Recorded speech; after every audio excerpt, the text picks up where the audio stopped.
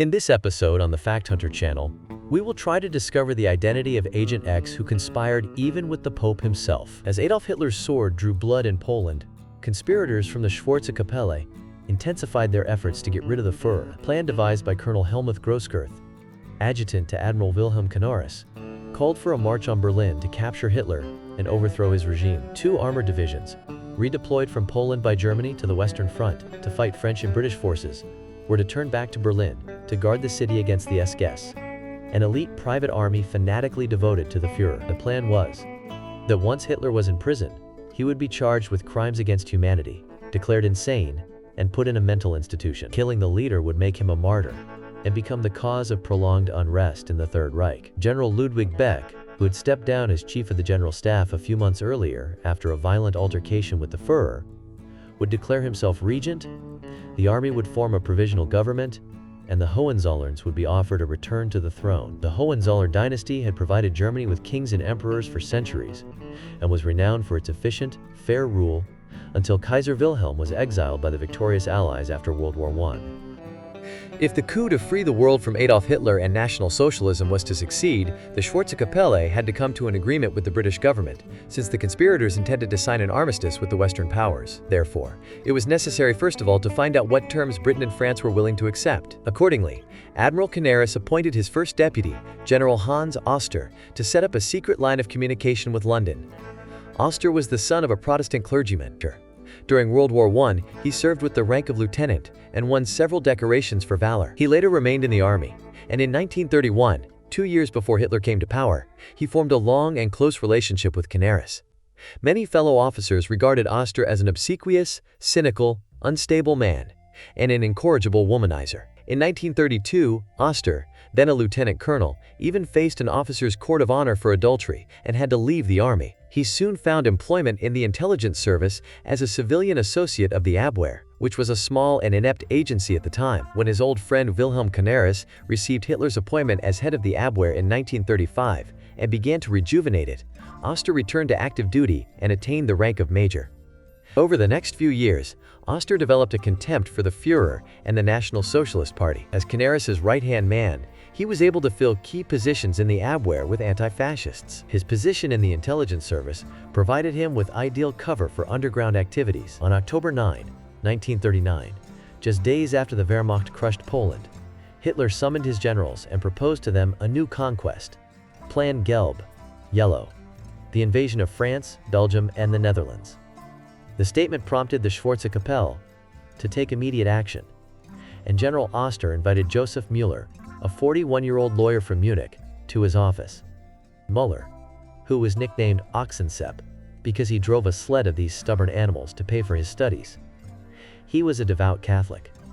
More importantly, from Oster's point of view, Müller knew and enjoyed the favor of Pope Pius XII and had high-profile friends in the Vatican. Aware of Müller's Vatican connections and his anti-Hitler views, Oster asked the lawyer if he would undertake a mission as a liaison between the British government in London and his friends in the Vatican. Müller, astute and energetic, was aware of the great danger, but agreed without hesitation. If the lawyer had fallen into the hands of the Gestapo, he probably would have ended up on the guillotine, for this was the way the Führer used to deal with people he considered traitors. Once Müller, through Vatican friends, had established contact with London, Oster explained, he would inform the British of the Yellow Plan and find out on what terms they would be willing to sign an armistice with Germany once Hitler was removed. 2 weeks later, Müller, known to the Abwehr as Agent X, spoke with his good friend, Reverend Ludwig Caius, custodian of St. Peter's Basilica at the Vatican, in the garden of a small, out-of-the-way wine bar near the historic Appian Way. Agent X reported to Oster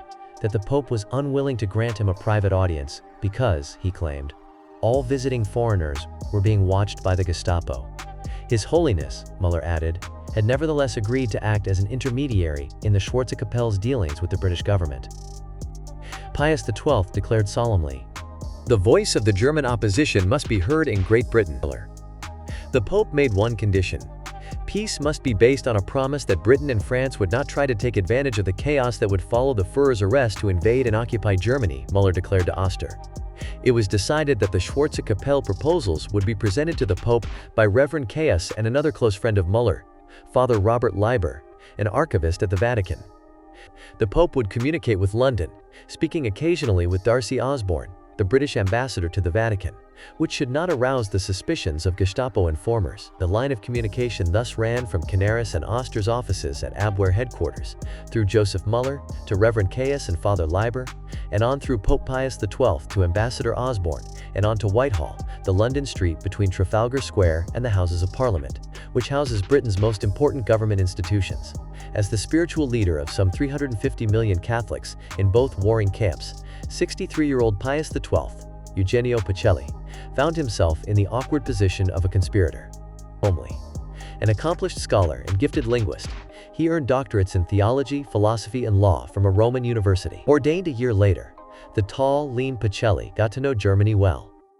In 1917, during World War I, he was nuncio in Bavaria.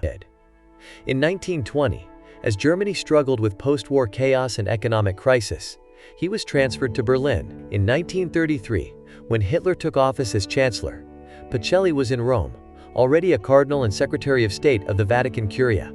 In this position, he negotiated a concordat between the Vatican and Germany, stating mutual respect and understanding. 4 years later, when the Führer was remilitarizing the Third Reich and sanctioning widespread violations of civil rights, above all of the Jews, Cardinal Pacelli publicly denounced the National Socialist regime, thus ending up on Hitler's enemies list. In one of the shortest conclaves in Vatican history, just 3 rounds, Cardinal Pacelli was elected Pope on March 2, 1939, his birthday. As Pius XII, he announced that the motto of his pontificate would be world peace.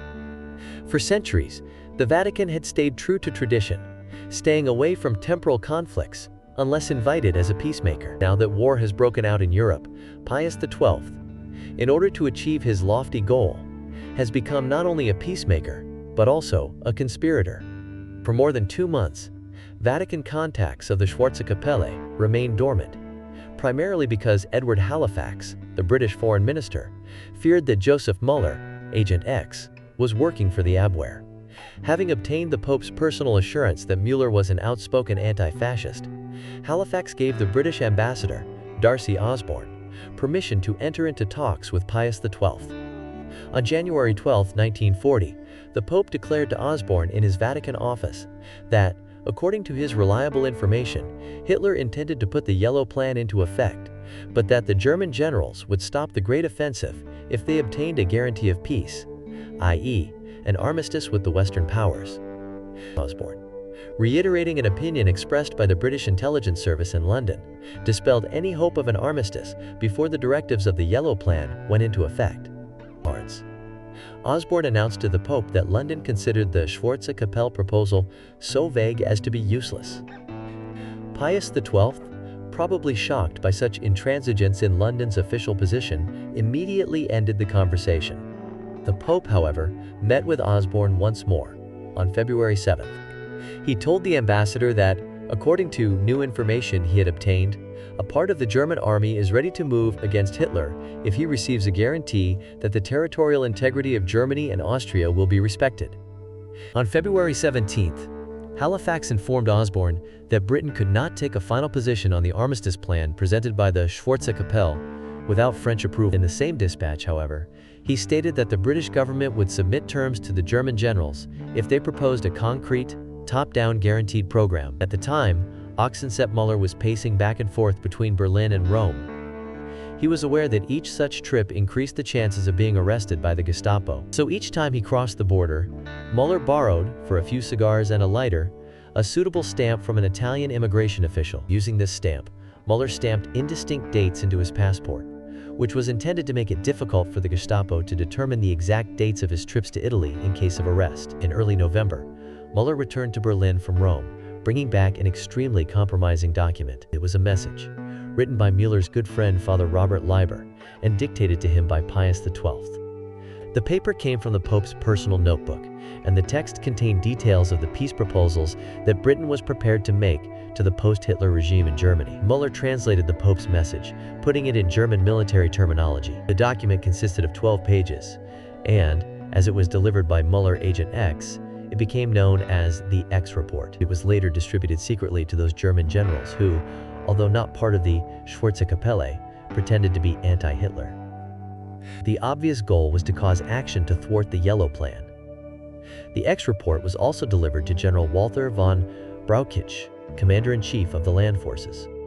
In 1938, when von Brauchitsch, a man of great culture, fluent in several languages, and known for his interest in economics, was being considered for a top position in the army, the aristocratic general desperately needed money to carry out a very unpleasant divorce and marry Charlotte Ruffer, a charming, statuesque woman with whom he had been involved for 12 years.